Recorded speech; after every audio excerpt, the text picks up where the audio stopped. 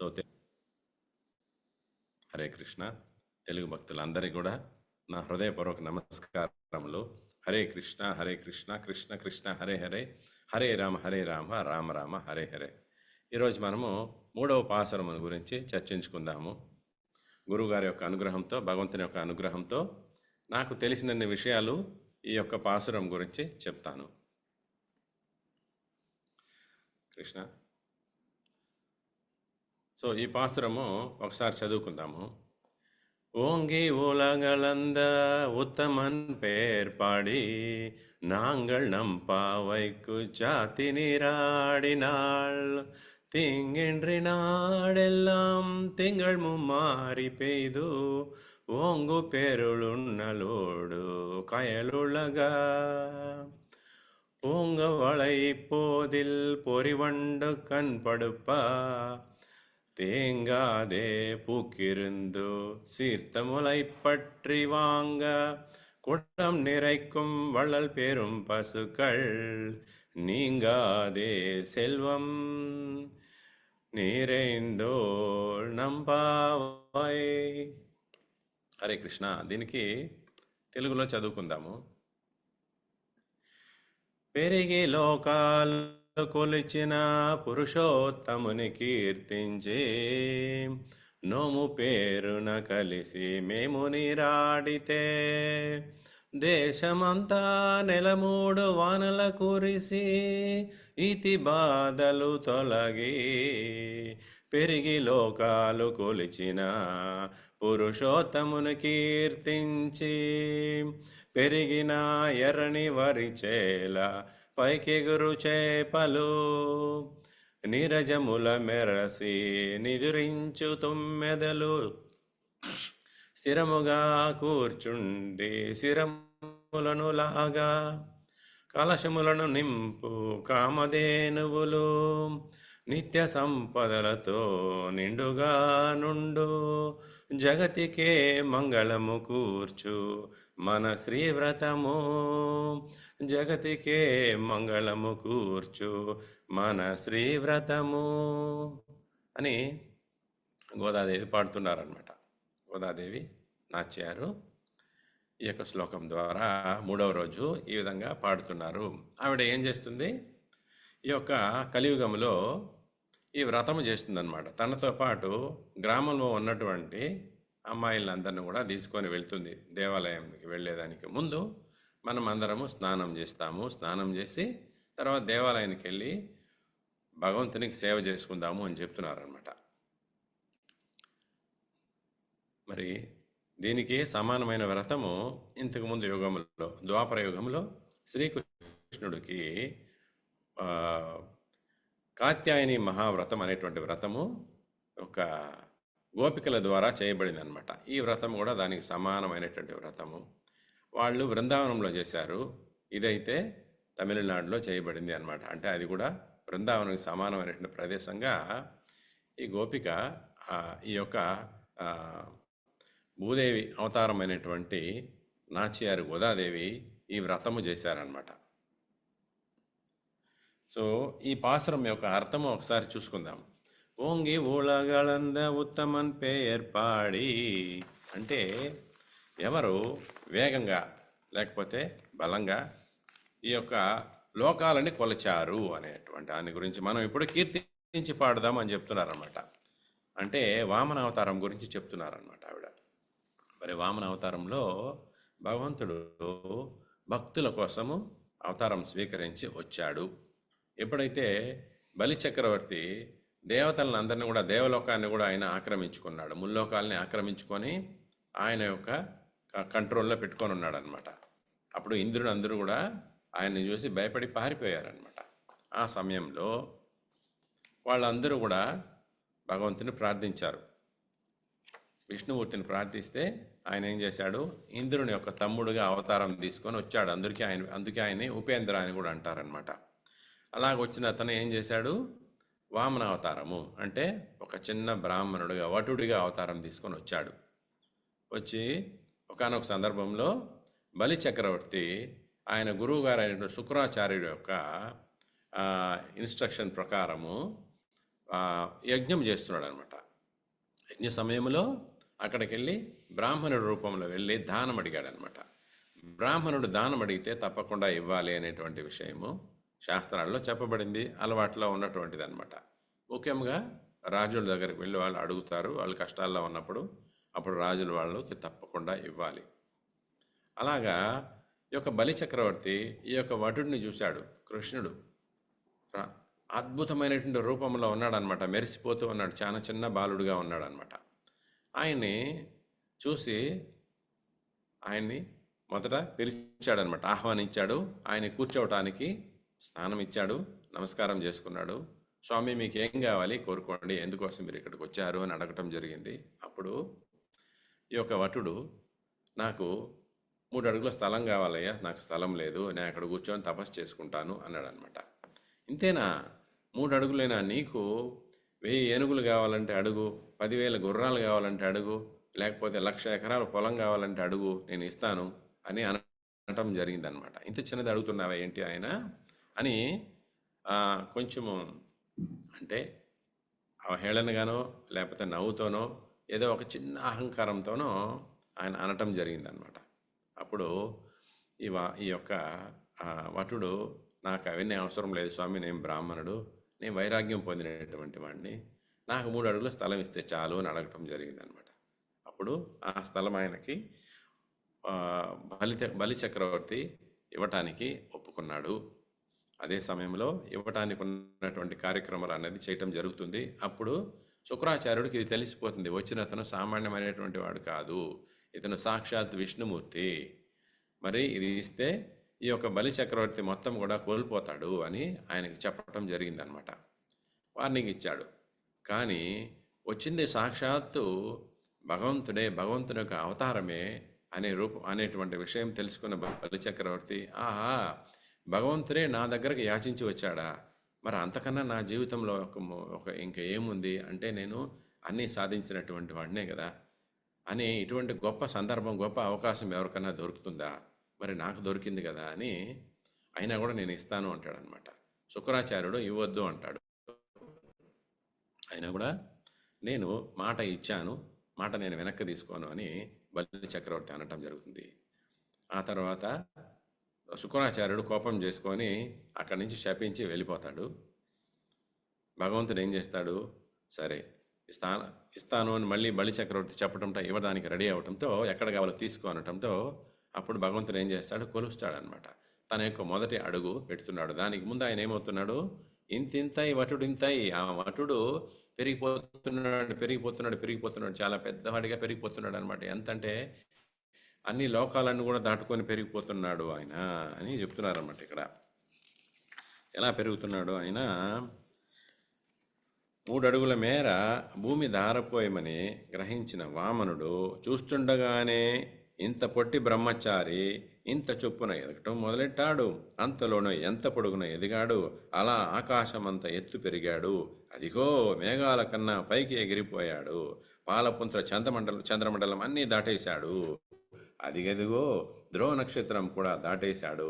మహర్లోకం మించిపోయాడు. సత్యలోకం కన్నా ఎత్తుకై ఇంకా ఎత్తుకి పెరిగిపోతూనే ఉన్నాడు. మొత్తం బ్రహ్మాండం అంతా నిండిపోయి వెలిగిపోతున్నాడు. ఆహా, ఎంతలో ఎంత త్రివిక్ర రూపం దాల్చేశాడో శ్రీమన్నారాయణ మహాప్రభు అని పోతన శ్లోకంలో చెప్పబడింది అనమాట. అంటే అంత పెద్దవాడిగా ఆయన పెరిగాడు. ఆయన యొక్క మొదటి పాదంతో లోకాలన్నీ కూడా కొలిచాడు. మొదటి పాదము, రెండో పాదంతో ఆకాశాన్ని కొలిచాడనమాట. తర్వాత 3వ పాదం ఎక్కడ పెట్టడం అని అడగటం జరుగుతుంది.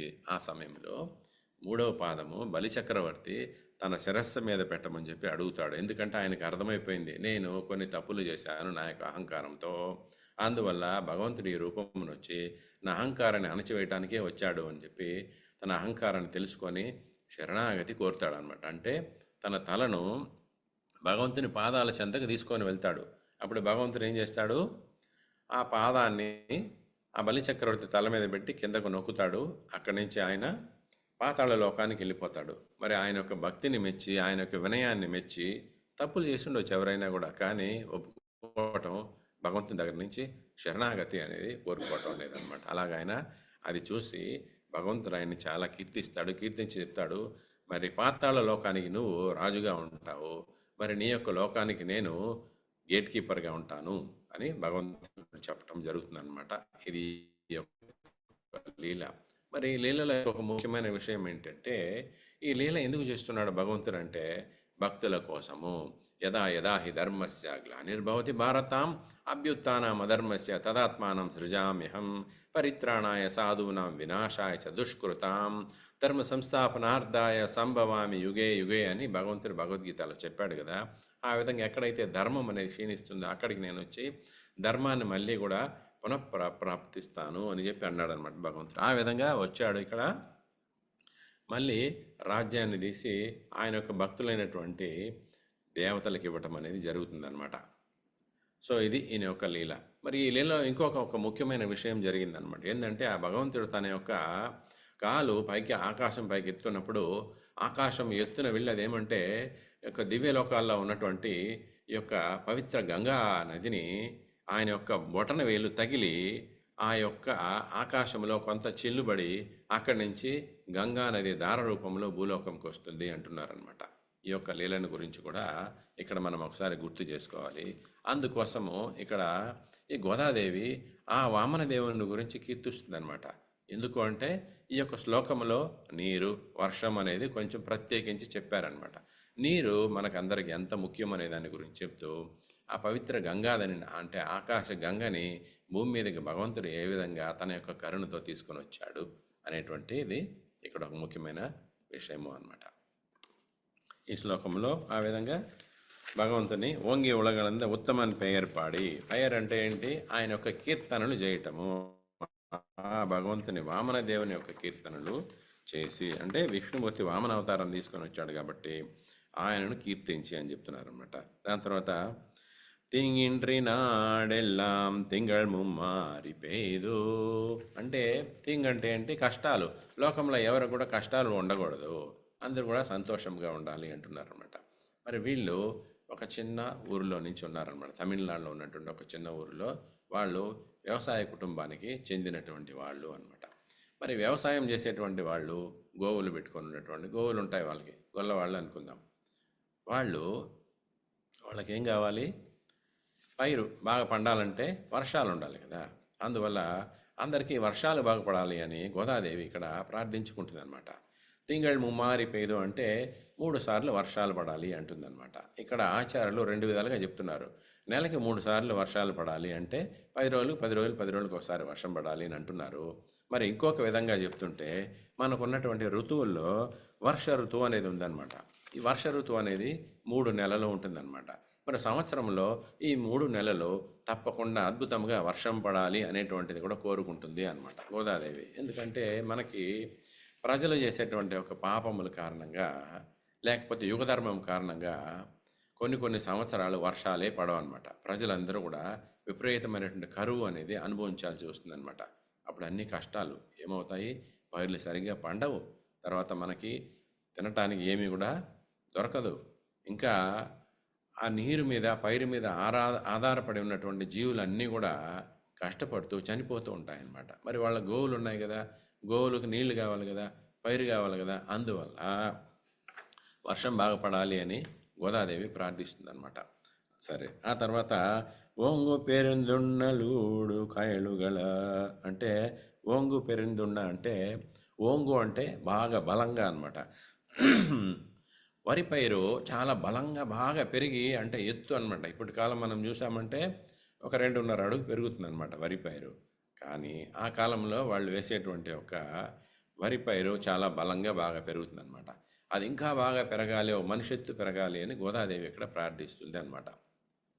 అలా బాగా ఎత్తుగా పెరిగినప్పుడు దాంట్లో ఏమవుతుంది, వరి యొక్క గింజలు ఉంటాయి కదా, ఆ వరి పైరులో ఉన్నటువంటి ఒక ధాన్యం అన్నీ కూడా బాగా బలంగా పటిష్టంగా వస్తుందన్నమాట.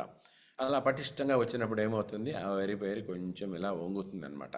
ఎందుకంటే దానికి ఆ శక్తి అనేది ఉండదు, ఆ యొక్క తీగలు సన్నగా ఉంటాయి కదా దానికి. మరి అటువంటి స్థితిలో ఇక్కడ ఏం చెప్తున్నారంటే కాయలుళగా, మరి లూడ కాయలుళగా అంటే లూడు కాయలుళగా అంటే వరి పైరులో ఎప్పుడు కూడా ఎక్కువ కాలం నీళ్లు ఉండాలన్నమాట. నీళ్లు ఉంటేనే బాగా పెరుగుతుంది. మరి ఆ నీళ్ళు ఉన్నప్పుడు ఆ నీళ్ళలో చేపలు పెరుగుతాయి అంటున్నారనమాట. మరి పెరిగినటువంటి చేపలు చాలా దట్టముగా, అద్భుతంగా బాగా వర్షం పడి ఉన్నటువంటి ఆ పొలంలో అంటే ఒక మంచి సత్వగుణంతో కూడినటువంటి ఒక స్థితిలో ఉంది అనుకుందాం. అక్కడ చేపలన్నీ కూడా చాలా ఆనందంగా ఎగిరెగిరి తుళ్ళి పడుతున్నాయంట.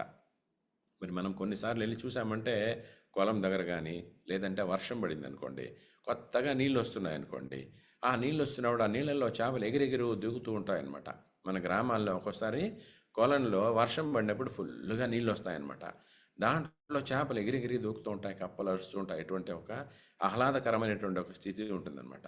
ఆ ఆ విధంగా చేపలు ఎగిరెగిరి పడుతున్నాయంటే అక్కడ ఆహ్లాదకరమైనటువంటి వాతావరణం అవి సృష్టిస్తున్నాయి అనేటువంటి విషయం చెప్తున్నమాట. మరి పొంగువళై పోదిల్ పొరివండు కన్నుడప్పు అంటున్నారు. అంటే పొరివండు అంటే పొరివండు అంటే మనకి ఈ యొక్క మిడతలు లాంటివి అనమాట. ఇక్కడ మనకి ఏం చెప్తున్నారంటే ఈ శ్లోకంలో తుమ్మెదలో అని చెప్తున్నారనమాట. మరి సరే, తుమ్మెదలు ఏం చేస్తుంటాయి, అద్భుతమైనటువంటి కలువ పువ్వులు అక్కడ ఉంటాయన్నమాట. ఎక్కడ ఆ యొక్క పొలముకు దగ్గరలేమో చిన్న గుంటలు ఉంటాయి. ఆ గుంటల్లో నీళ్ళన్నీ కూడా నిండి దాంట్లో కలువ పువ్వులు అన్నీ కూడా ఉండి చాలా అద్భుతంగా వికసించుకొని తల తల తల మెరుస్తూ ఉంటాయన్నమాట. మరి దాంట్లో ఈ తుమ్మెదలు వెళ్ళి వాలుతూ ఉంటాయి. ఎందుకోసము? దానిలో తేనెని స్వీకరించేదానికి. తేనెని తాగుతాయి. ఇవి తేనెని తాగి ఆ తేనె మత్తులు అలాగే అక్కడ దాని మీద ఊగి అలాగే నిద్రపోతాయి అంటున్నారనమాట. కన్నుడప్ప అంటే ఆనందంతో అవి నిద్రపోతున్నాయి అంటున్నారనమాట. మరి దాంట్లో అక్కడ అద్భుతంగా వీచేటువంటి ఒక గాలికి ఆ యొక్క కలువ పువ్వులు మెల్లగా ఇలా ఇలా ఊగుతాయంట. గాలి ఇలా ఇలా ఊగుతూ ఉంటే వాటి మీద ఆ తొమ్మిది పడుకొని చాలా ఆనందంతో ఉయ్యాల్లో తనల్ని ఇలా ఊగితే ఎలా ఉంటుందో, మనల్ని ఊగిస్తూ నిద్రపోతుంటే ఎలా ఉంటుందో అటువంటి ఒక అద్భుతమైనటువంటి భావనతో అవి ఆనందంగా నిద్రపోతున్నాయంట. అంటే ఈ యొక్క యుగంలో మనం అందరం కూడా ప్రజలందరూ కూడా 3 రకాలైనటువంటి బాధలకు, ఈతి బాధలు అంటాం కదా మనము, అటువంటి బాధలు ప్రతి ఒక్కరికి కూడా కలుగుతూ ఉంటాయి కదా. మరి ఈ బాధలన్నీ కూడా మర్చిపోయి ఆనందంగా నిద్రపోవటం అనేది అనమాట. ఆ విధంగా అవి ఉన్నాయి అని చెప్తున్నారనమాట. ఉంటూ నెక్స్ట్ దాని తర్వాత ఏమంటారంటే తెంగాదే పుక్కిరిందు సీర్తములై పట్రి వాంగ. అంటే అక్కడ గోవులు ఉన్నాయి వాళ్ళకి, చాలా చాలా చాలా గోవులు ఉన్నాయన్నమాట. ఆ గోవుల దగ్గర నుంచి పాలు పితకాలి. పాలు పితకాలంటే చాలా కష్టమైన పని, సులభమైనది కాదనమాట. వాళ్ళు ఇలా 4 వేళ్ళు పెట్టుకొని తర్వాత వాళ్ళ యొక్క బొటన వేళ్ళని ఇట్లా మడిచి దాంతో ఆ గోవుల యొక్క పొదువు దగ్గర వెళ్ళి ఇలా ఇలా పితికితే పాలు వస్తాయన్నమాట. అది పాలు పితుకుతున్నప్పుడు ఎక్కువ పాలు పితకాలంటే మనకి బొటన వేలు నొప్పి వస్తుందన్నమాట. కానీ అక్కడ ఉన్నటువంటి గోవులు ఎటువంటి కష్టం అనేది లేకుండా అలా పట్టుకోగానే పాలు వచ్చేస్తున్నాయి అంటున్నారనమాట. ఆ పాలు కుండలు నిండిపోతున్నాయి అని చెప్తున్నారనమాట. అలాగా కుండలు నిండిపోయే విధంగా వాటికి పెద్ద పెద్ద పొదుగుతో పాలిస్తున్నాయి అని చెప్తున్నారనమాట. అంటే ఆ గోవులు కూడా భగవంతుని యొక్క అనుగ్రహం ద్వారా బాగా పాలిస్తున్నాయి. ఎందుకు? మరి వాళ్ళకి గొల్లవాళ్ళు కదా, మరి వాళ్ళకి చేసేటువంటి వృత్తి అనేది ఏమంటే ఒకటి వ్యవసాయము, రెండవది గోరక్ష అనమాట. కృషి, గోరక్ష, వాణిజ్యం అనే 3 కూడా వైశ్యులకు సంబంధించినటువంటిది. అలాగ వాళ్ళు గోరక్ష చేస్తున్నారు, కృషి అంటే వ్యవసాయము చేస్తున్నారు. మరి దాని రెండిట్లో ఏమొస్తుంది? వాళ్ళకి సంపద వస్తుందన్నమాట. ఆ సంపద వాళ్ళకి బాగా బాగా పెరుగునుగా. కానీ ఇక్కడ గోదాదేవి నాచియారు ప్రార్థించుకుంటుందన్నమాట. కుడం నిరైకుళ్ వళ్ళల్ పెరుం పశుకళ్. అంటే వళ్ళల్ అంటే అంటే బాగా శక్తివంతమైనటువంటి ఒక గోవులు అని చెప్తున్నారనమాట. మరి ఇంకొక విషయం ఏమంటే మనం ఇక్కడ అర్థం చేసుకోవాల్సింది ఆచారులు అనమాట. మనకి ఆచారులు మనకు ఎలాగా ఆవు యొక్క పొదుగులో సంపూర్ణంగా పాలుంటాయో ఆ విధంగా ఆచార్యులు కూడా సంపూర్ణమైనటువంటి జ్ఞానవంతులు అనమాట, భగవద్భక్తి కలిగినటువంటి వాళ్ళు. మనం ఆచార్యుల దగ్గరికి వెళ్ళగానే ఏ విధంగా ఈ యొక్క గోవులు మన యొక్క ప్రమేయం అనేది లేకుండానే పాలిచ్చేస్తున్నాయో, ఆచార్యులు మనం వాళ్ళ దగ్గర శరణాగతి కోరుకోగానే వెంటనే ఆ జ్ఞానం అనేది, భగవద్ జ్ఞానం అనేది మనకి ఇస్తారనమాట. ఏ విధంగా ఇస్తారు అంటే కృప, కరుణ అనే 2 విషయాలు ఉంటాయన్నమాట. మరి కృప అనేది భగవంతుడు మన మీద కలిగిస్తాడనమాట. మనం భగవంతుని ప్రార్థించుకుంటే ఆయన మన కృప కలిగిస్తాడు. కరుణ అంటే ఏమంటే అడగకుండానే ఇవ్వటం అనేది కరుణ అంటారనమాట. సో చైతన్య మహాప్రభుని కరుణావతారం అంటారనమాట. అంటే ఆయన ఏం చేశాడంటే ఆయన దగ్గరికి ఎవరైనా వస్తేనే వాళ్ళకి జ్ఞానం ఇవ్వాలి అనుకోలేదు. ఆయన వెళ్ళి చూస్తూ దారిలో ఎవరు కనిపించినా కూడా వాళ్ళని పట్టుకోవటము, వాళ్ళకి భగవద్భక్తి చెప్పటం, వాళ్ళకి కౌగులించుకోవటము, హరే కృష్ణ మహామంత్రం జపం చేయి, హరే కృష్ణ మహామంత్రం జపం చేయి అని వాళ్ళతో నామజపం చేయించడం అనే అంటే హరే కృష్ణ మహామంత్రం ఏంటి? ఈ యొక్క యుగములో అది యొక్క మహామంత్రం అన్నమాట. ఆ యొక్క మంత్రాన్ని ప్రజలందరూ కూడా ఆయన చూసిన వాళ్ళందరూ కూడా ఇచ్చాడనమాట. నామజపం చేయండి, నామజపం చేయండి, తద్వారా మీకు అన్ని కష్టాలు కూడా తొలగిపోతాయి, ఈ జన్మాంతరం మరి మరుజన్మ అనేది లేకుండా మీకు ఉంటుంది, భగవద్భక్తి మీకు కలుగుతుంది అని ఆయన ఉపదేశం చేయటం కలిగిందనమాట. దానికే ఆచార్యుల్ని మనము కరుణావతారం అంటారనమాట. శ్రీల ప్రభుపాదుల వారు కూడా పాపం తన 70వ సంవత్సరంలో ఆయన ఇక్కడి నుంచి అమెరికాకి వెళ్ళాడు. అంటే ఆయన అమెరికాకి వెళ్ళి అక్కడ వాళ్ళకి ఎంతో కష్టపడి ప్రచారం చేసి అక్కడ ఇస్కాన్ అనేటువంటి సంస్థను నిర్మించారు. తద్వారా ఆయన ప్రపంచమంతా కూడా కృష్ణ భక్తి, కృష్ణుడి యొక్క ఖ్యాతిని మొత్తం కూడా ఆయన ప్రచారం చేశారనమాట. ఆయన మూలకంగానే మనమందరం ఇప్పుడు ఈ యొక్క ప్రదేశంలో ఏ దేశంలో ఏ మారుమూలలో ఉన్నటువంటి ప్రదేశంలో కూడా కృష్ణ భక్తి ద్వారా మనము భగవంతుని కొలుచుకోవటము, గురుభక్తి కలగటం అనేది మనకు కలిగిందనమాట. ఎందుకంటే గురుభక్తి అనేది లేకుండా కృష్ణ భక్తి అనేది రాదనమాట. మనము ఉన్నత స్థితికి మనము వెళ్ళలేము.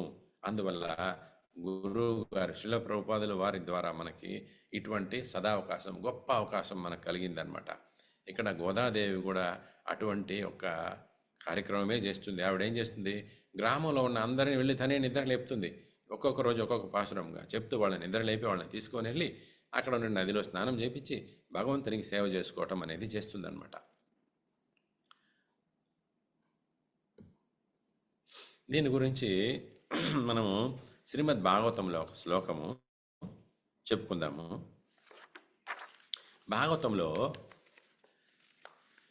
భగవంతుడు ఏ విధంగా వామన రూపంలో పెరిగాడు అనే దాని గురించి చెప్తున్నారన్నమాట.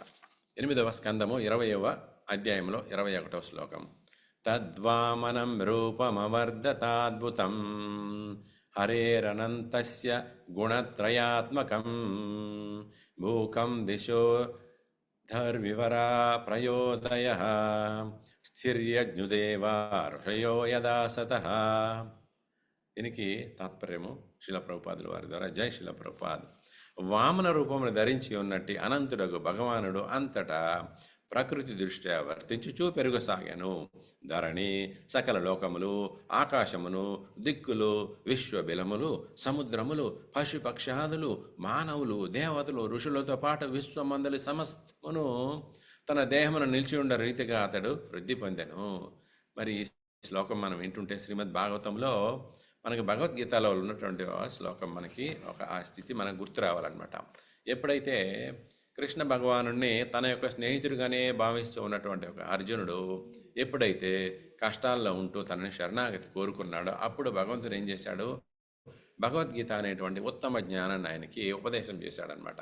అప్పుడు కృష్ణుడు నేనే సమస్తము, నేనే భగవంతుడని చెప్తూ ఉన్నప్పుడు అర్జునుడికి అది కొంచెం కుతూహలం కలిగింది. ఓ కృష్ణ, మరి నువ్వే కదా దేవదేవుడు, నువ్వే కదా భగవంతుడు, మరి నీ యొక్క దివ్య రూపాన్ని చూసేటువంటి ఒక శక్తి నాకు ఇస్తావా స్వామి అని అడిగాడు అనమాట. అప్పుడు భగవంతుడు ఏమన్నాడంటే, ఓ అర్జున, నీకున్నటువంటి చక్షువులు అంటే కళ్ళతో నా యొక్క రూపాన్ని, నిజ రూపాన్ని నువ్వు చూడలేవు.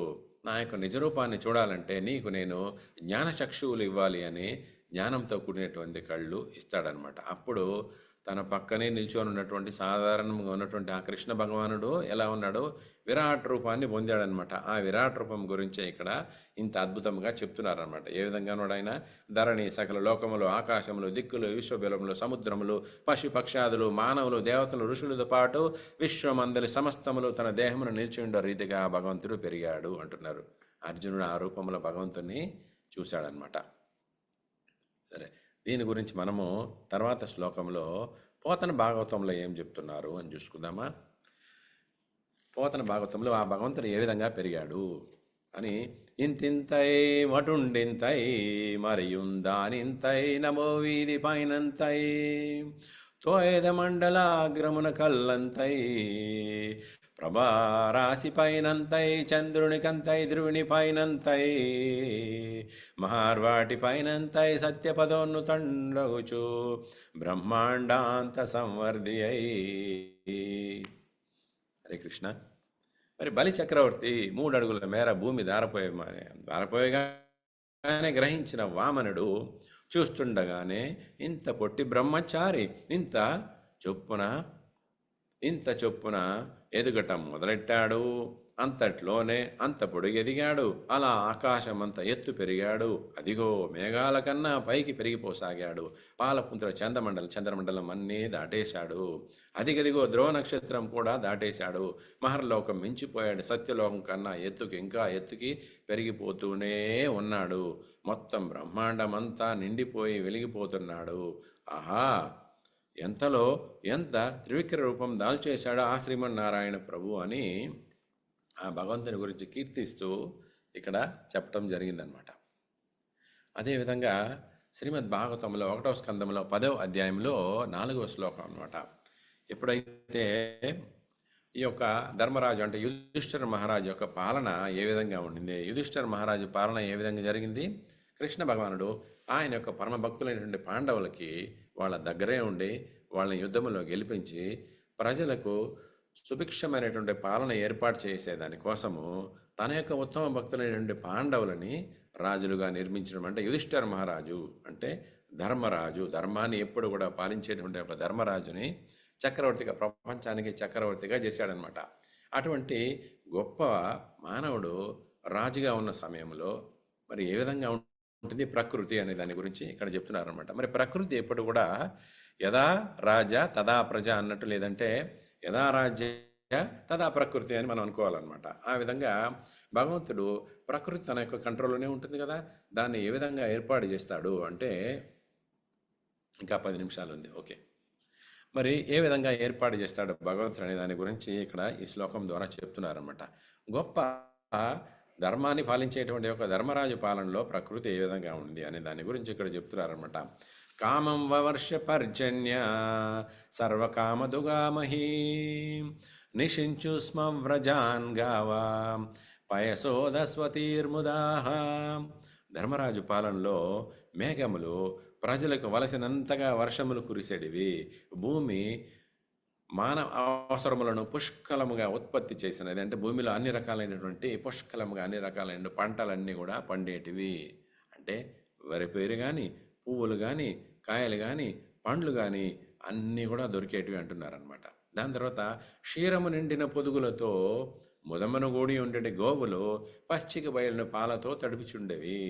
అంటే పచ్చిక బాగా ఉన్నందువలన ఆ గోవులన్నీ కూడా వాతావరణం కూడా బాగుంటుందన్నమాట. అందువల్ల పచ్చిక బాగా మేస్తూ ఆ గోవులన్నీ కూడా తన యొక్క పొదుగు బాగా నిండిపోయి ఎవరు పిండకుండానే దాని యొక్క పాలు అలాగే పచ్చిక బయలులో కారిపోతూ ఉండేయంట. దాన్నే పచ్చిక బయలులో తడుపుతూ ఉండేవి అనేటువంటి విషయం ఇక్కడ చెప్తున్నారనమాట. పోతన భాగవతంలో దీని గురించి ఏం చెప్తున్నారు? సంపూర్ణ వృష్ణిన్ వర్జనుండు గురియుంచు నెలయల్లన్ గోర్కుల నేను చుండు గోవుల వర్షించు ఘోషభూములన్ బాలు ఫలవంతములు లతా పాదములు సస్యములు దప్పక ఋతువుల నెల్ల ధర్మమెల్లడున్ ధనరియుండు దేవభూతాత్మ తంత్రములగు రోగాది భయములు చెందవు ప్రజలకెందున్ గురుకులోత్తముండు కుంతి జనుజుండు దానమనుడు దాన మానఘనుడు ధర్మజుండు సత్యవాక్య ధనుడు సకల మహీరాజ్య విభోబాజీ అయిన వేళయందు. అంటే ధర్మరాజు సత్యవాకుడు అయినటువంటి ఆ యొక్క గొప్ప రాజుగా ఉన్న సమయంలో ఏ విధంగా ఉండింది, ఇంకా ఏం చెప్తున్నారు? గురుకులోత్తముడు అంటే గురుకులంలో ఉత్తముడు అయినటువంటి వాడు అని చెప్పి కుంతి కుమారుడు కుంతి తనుజుడు అని ఇక్కడ ఆ ధర్మరాజు యొక్క పాలన గురించి గొప్పగా వర్ణిస్తున్నారనమాట పోతన. మరి అర్జునుడి గురించి ఏం చెప్తున్నారు? దానఘనుడు మానధనుడు సత్యధనుడు సత్యసంధుడు కురుకుల అలంకరుడు కుంతి కుమారుడైన ధర్మరాజు సమస్త భూమండలాన్ని వైభవపేతంగా పాలిస్తున్న సమయంలో మేఘుడు వానను సమృద్ధిగా కురిపించాడు. పృథివీ బంగారు పంటలు పండించెను. కోరిన కోరికలు తీర్చింది. గోశాలలోని గోవులు పాలను వర్షించాయి. వృక్షాలు లతలు సంపూర్ణంగా ఫలించాయి. ఋతుధర్మం తప్పకుండా నిండుగా పంటలు పండాయి. దేశమంతటా ధర్మం పాకుతున్నది. ఆధ్యాత్మిక, ఆది భౌతిక, ఆది దైవిక అయినటువంటి తాపత్రయములు, వ్యాధులు ప్రజలను బాధించలేదు. మరి అన్నీ కూడా సుఖంగా ఉండిందనమాట. మనం సాధారణంగా ప్రజలకి కష్టాలు అనేది వస్తాయి కదా. కష్టాలు, బాధలు అనేటువంటిది 3 రకాలు ఉంటాయన్నమాట. దాన్ని ఏమంటున్నారు? ఆధ్యాత్మిక, ఆది భౌతిక, ఆది దైవిక అంటారనమాట. 3 రకాలైనవి. ఆది దైవిక అంటే ఏమని మనం చూసుకుందాం. ఆది దైవిక అంటే దేవతల మూలకంగా మనకి కష్టాలు రావటము. ఎలా వస్తాయి? కొన్ని సందర్భాల్లో భూకంపం రావటము, అతివృష్టి, అనావృష్టి, విపరీతమైనటువంటి గాలులు, ఇటువంటివన్నీ కూడా వస్తుంటాయి కదా. అది ఆది దైవికమైనటువంటిది అనమాట. సరే, ఆది భౌతిక అంటే ఏమంటే మనము కాకుండా మన చుట్టూ ఉన్నటువంటి ఒక పరిస్థితుల వల్ల మనకు కలిగేటువంటి ఒక కష్టాలు, అదనమాట. ఇతరుల ద్వారా చేయబడేటువంటిది. పక్కింటి వాడు మనకి ఏదో చేస్తాడు, లేకపోతే దొంగ వచ్చి ఏదైనా తీసుకొని వెళ్ళిపోతారు. మనం సాధారణంగా నడిచిపోతుంటాం, ఎవడో వచ్చి వెనక నుంచి తనేసి వెళ్ళిపోతాడు. లేకపోతే కొన్నిసార్లు మనం చూస్తూ ఉంటాం అనమాట. ఇలాగ రోడ్లో మనం నడిచిపోతూ ఉంటుంది, పక్కనే శాంతంగా పోతున్న ఆవు గబుక్కను వచ్చి మనల్ని గుద్దేస్తుంది అనమాట. మరి ఈ విధంగా బైకులో వెళ్ళేవాడే మనల్ని ఎక్కడో వెళ్తున్నాడు, ఎక్కడో ఉన్న మనల్ని వచ్చి గుద్దేస్తాడు అనమాట. ఇలాంటివన్నీ జరుగుతాయి. అవన్నీ ఆది భౌతికం. ఆధ్యాత్మిక అంటే మనలో ఆత్మ ద్వారానే మనలో మనమే దుఃఖం తెచ్చుకోవటం అనమాట. అంటే పరిస్థితులకి మనం ఏం చేస్తాము? రియాక్ట్ అవటం అనమాట. అయ్యో మా అబ్బాయికి ఇలా అయిపోయిందండి, అయ్యో మా యొక్క చిన్నల్లుడి యొక్క మనవరాలి యొక్క కొడుక్కి బాగలేకుండా వచ్చేసిందండి, అయ్యో చాలా ఇబ్బంది పడుతున్నారండి అని అనుకోవటం. అంటే మనకు అవసరం లేకపోయినా అది మనం బాధలుగా తీసుకొని రావటం. ఒకటి మనకి సంబంధించింది ఉంటుంది, ఒకటి ఎక్కడో దూరంగా ఉన్న ఇబ్బందులను కూడా మనం ఏం చేస్తాం? మనది అనే విధంగా బాధపడుతూ ఉంటాం అనమాట. దాన్ని ఆధ్యాత్మిక అంటారు. ఈ 3 రకాలైనటువంటి బాధలు ప్రజలకు అందరికీ జరుగుతూ ఉంటాయి. మరి ఇక్కడ ఏం చెప్తున్నారు? ఆ ధర్మరాజు యొక్క పాలనలో ప్రజలు ఎవరికి అటువంటి కష్టాలు లేనేలేదు అంటున్నారనమాట. అటువంటి తాపత్రయాలు లేనేలేదు, వ్యాధులు కూడా లేదు ప్రజలకు అంటున్నారనమాట. అటువంటి అద్భుతమైనటువంటి కాలంలో ఆ యొక్క పాలన అనేది జరుగుతుందనమాట. గోదాదేవి ఏం కోరుకుంటుందంటే భగవంతుని ఎడ మరి మనం కూడా భగవంతుని ప్రార్థిస్తే ఈ యొక్క లోకంలో అందరూ కూడా అదేవిధంగా ఆనందంగా ఉందరుగాక అని అడగటం జరిగిందనమాట. హరే కృష్ణ.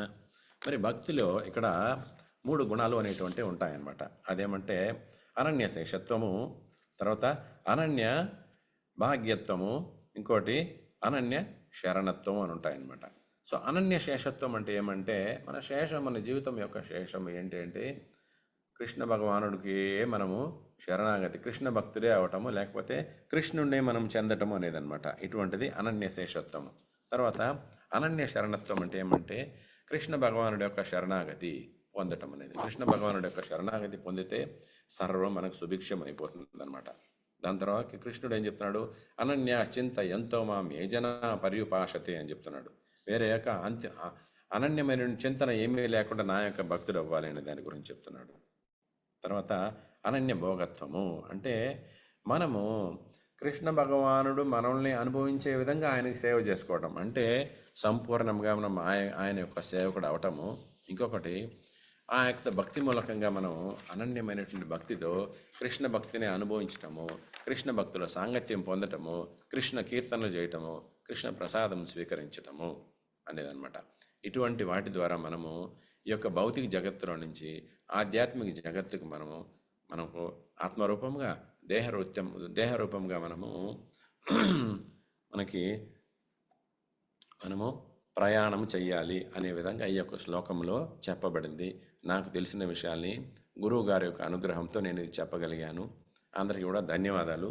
ఇంకా పెద్దవాళ్ళు ఉన్నారు ఇక్కడ, మరి వాళ్ళు దయచేసి ఇంకా కొన్ని మాటలు కలిపితే నేను ఆనందిస్తాను.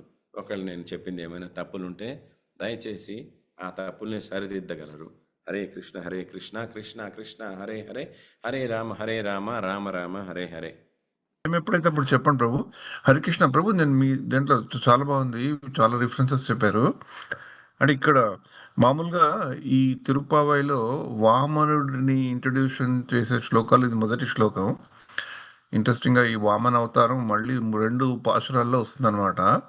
అంటే మొత్తం తిరుపతిలో మూడు సార్లు ఈ వామన అవతారాన్ని వస్తుంది కాబట్టి ఆండాళ్ళ తల్లి వాళ్ళ సమూహము కృష్ణుణ్ణి కోరుతున్నప్పుడు మరి వామనుని ఎందుకు తీసుకొచ్చారు అని ప్రశ్న ఆచార్యులు చాలా విశ్లేషించారనమాట.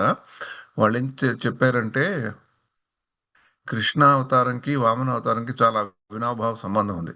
అంటే మామూలుగా చూసుకుంటే వామన అవతారం చాలా చిన్న అవతారం, ఒక సీన్లో వస్తారు, మరొకటి కింద వస్తారు, చేసి వెళ్ళిపోతారు.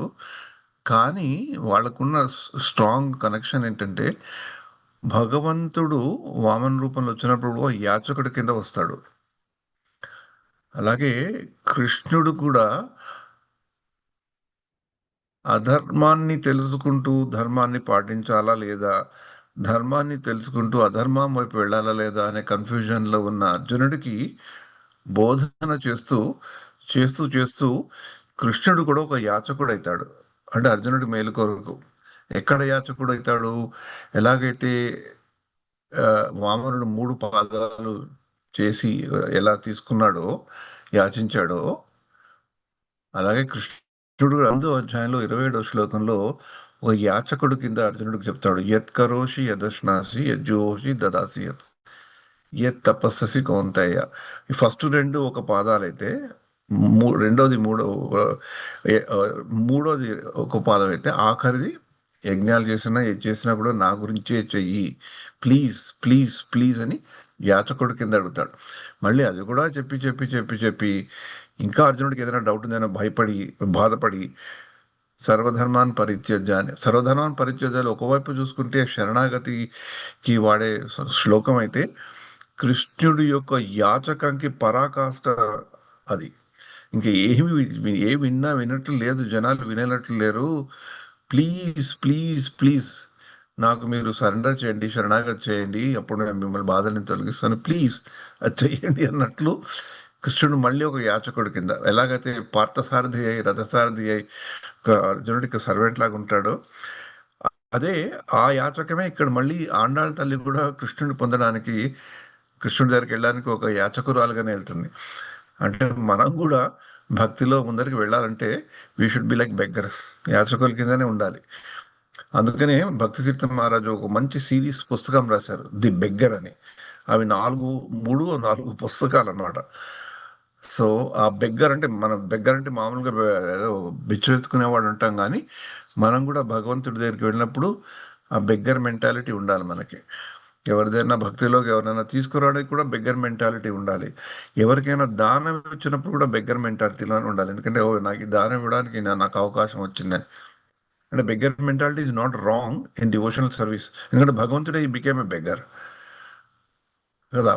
అందుకని ఈ వామన అవతారానికి, కృష్ణ అవతారానికి, ఆండాళ్ళ తల్లి వాళ్ళు చేసే యాచకత్వానికి ఈ మూడింటికి సంబంధం ఉంది. కాబట్టి ఈ వామన్ని వాళ్ళు 3 సార్లు తీసుకొచ్చారు అని ఆచార్యులు చెప్తారన్నమాట. అందుకని ఈ యొక్క శ్లోకాన్ని గుర్తుపెట్టుకున్నప్పుడు మనకి కృష్ణుడు అర్జునుడికి బోధించింది గుర్తుపెట్టుకోవాలి. కృష్ణుడు మన నుంచి ఏమి యాచిస్తున్నాడు? అతనైతే ఇచ్చేశాడు, చాలా గొప్పవాడు కనుక బలి మహారాజు. మనం ఇస్తున్నామా? కృష్ణుడు అరే ప్లీజ్ ఈరా నాయన, నువ్వు చేసింది యజ్ఞం కానీ తపస్సు కానీ ఏం చేసినా నాకు అని అని అడుగుతున్నప్పుడు మనం చేస్తున్నామా లేదా అనేది, ఎంతవరకు చేస్తున్నాం అనేది మన భక్తి యొక్క బారోమీటర్ అంటాం కదా, అది తెలుస్తుంది అనమాట. మనలో మనం తలుచుకుంటే మనం కృష్ణుడు అయ్యో అడుగుతున్నాడు ఇవ్వలేకపోతున్నాం అనే బాధ అట్లీస్ట్ కలిగితే, అట్లీస్ట్ కృష్ణుడు అడుగుతున్నాడు అని తెలుసుకుంటే అప్పుడు కొంచెం అడుగుతున్నాడు కదా, కొంచెం ఇద్దామని అప్పుడు వస్తే అప్పుడు మనం భక్తి మనలో అంకురార్పిస్తుందని పెద్దలు చెప్తారన్న. దీని గురించి అప్పలాచార్య గారి భాష బుక్లో చాలా వివరంగా రాశారు. నేను ఈ శ్లోకం మొదటిసారి వామనుడు వచ్చాడు కనుక ఇవి చెప్పడానికి ప్రయత్నిస్తున్నాను. హరే కృష్ణ హరే కృష్ణ కృష్ణ కృష్ణ హరే హరే, హరే రామ రామ రామ హరే హరే.